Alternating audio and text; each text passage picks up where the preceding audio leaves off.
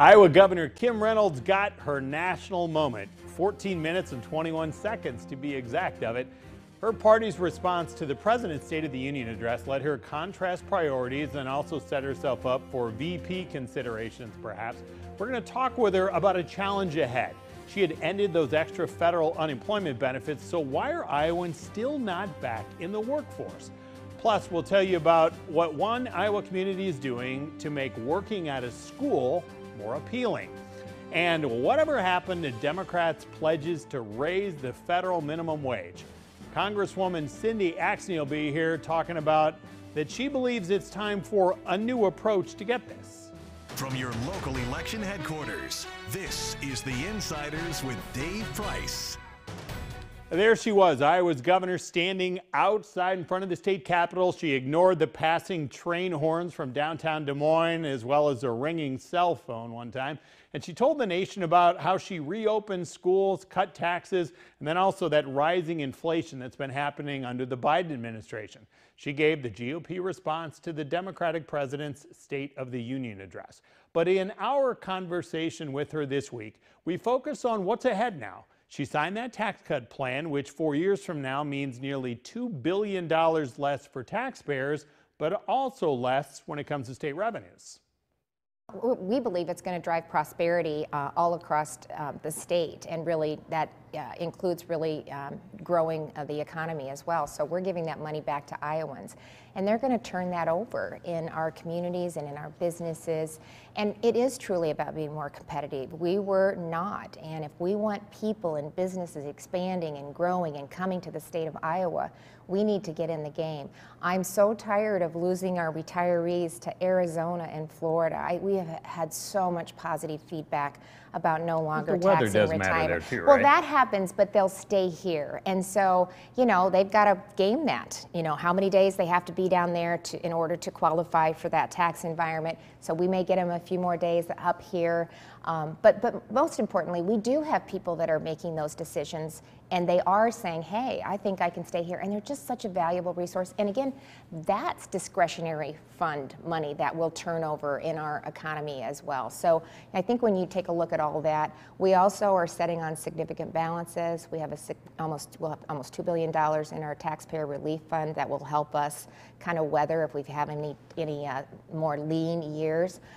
And we did when we were running the runs, we were very conservative in what we did. We projected 2% spending growth, so we know that, you know, we want to continue to invest in our priorities like education and public safety, and we wanted to be able to ensure Iowans that we could do that, as well as we were fairly conservative on our revenue growth as well. I think we based it on 3.5%.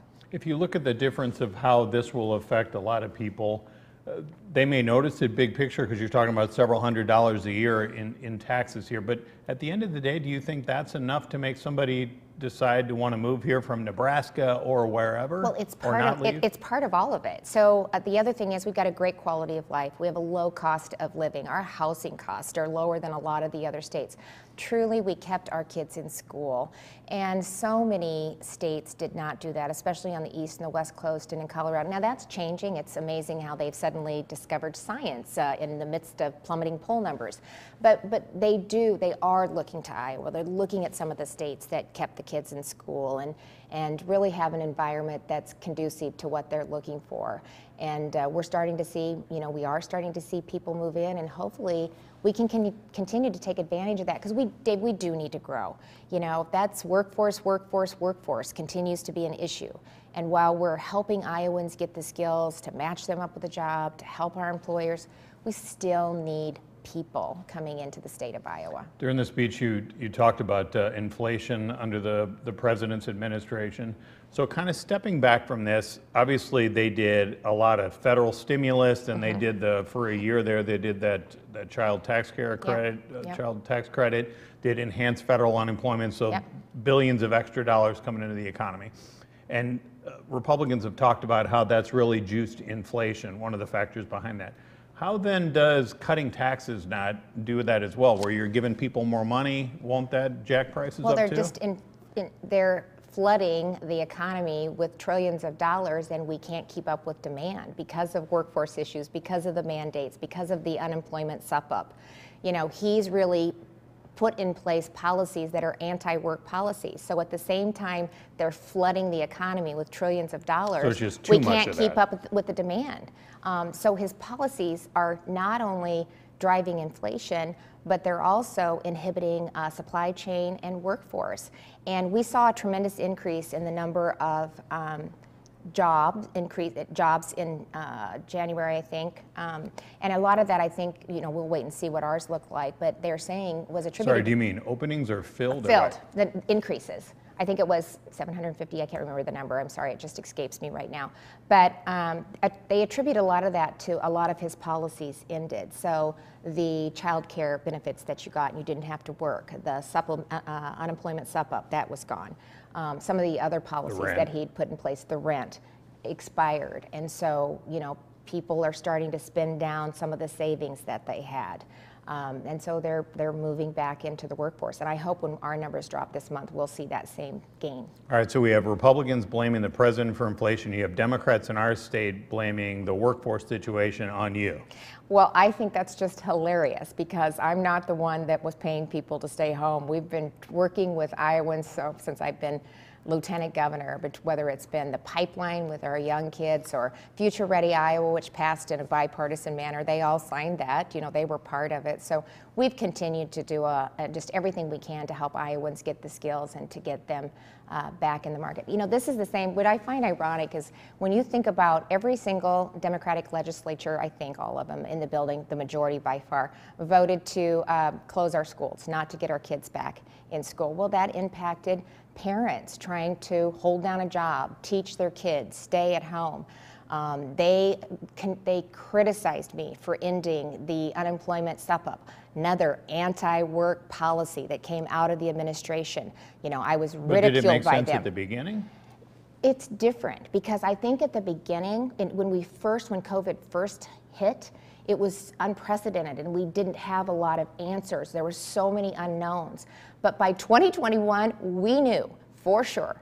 We had data that our kids could be in the classroom, we could do it safely and responsibly. We believe that parents should be deciding if a child wears a mask or not, and you're seeing now they were not effective unless it's an N95. And we also were able to demonstrate that we could keep our employers and our employees working and doing it in a safe and responsible manner. So it was, again, a little too late for what he had to offer. Pre-pandemic, we were one of the lowest unemployment rates in the state, and now looking at the last numbers, we're better than middle of the pack, but we still haven't recovered as many people. You stopped the enhanced federal benefits; those stimulus checks stopped. What is it? Is it child care? Is it early retirement? What do you think it is, and what will it take to kind of push us back to that, get that labor participation rate back? I know, and that's what we're going to watch from now on. So we're 8th when it comes to labor participation rate, but typically we were in the top 3. Iowans are workers. We get out there, we're known for our workforce. So we have really been digging deep. I've had Robin, our chief economist, just really looking through and trying to figure out what's going on. Surprisingly enough, it wasn't. We thought it was daycare. That was low on the list. Young males between like 18 and 24 are staying at home. What are they doing? Well, so we're going to see what happens as we start to take away some of those benefits that they were receiving, or they're staying home with parents, or they weren't in school because the colleges weren't open. So they're just not coming back at a rate that they should be. The other thing that we found in some of the information that we were able to look at, and this is it's preliminary, we're still digging, we're still looking into it. You know, we had a lot of, so they were speculation, baby boomers stepped out of the market. So that wasn't as much the case as what we were seeing before, baby boomers stepping out, coming back in, and that's not happening at a rate that it was before. They're just staying out of the marketplace. And so that also has contributed to it. We saw women working at a higher rate than a lot of the males. Before? Now. We dual income families. One parent is working, one is staying home. We're not seeing that come back like we had before. So those are some of the things that we're looking at, and then just going to drill down and see, if some of the other payments that they may be receiving, we can overlay unemployment with that and see if that's part of the scenario as well. So you remember years back when people in our state were saying that Iowa had the best schools in the nation? Well, we asked the governor how she plans to improve our schools.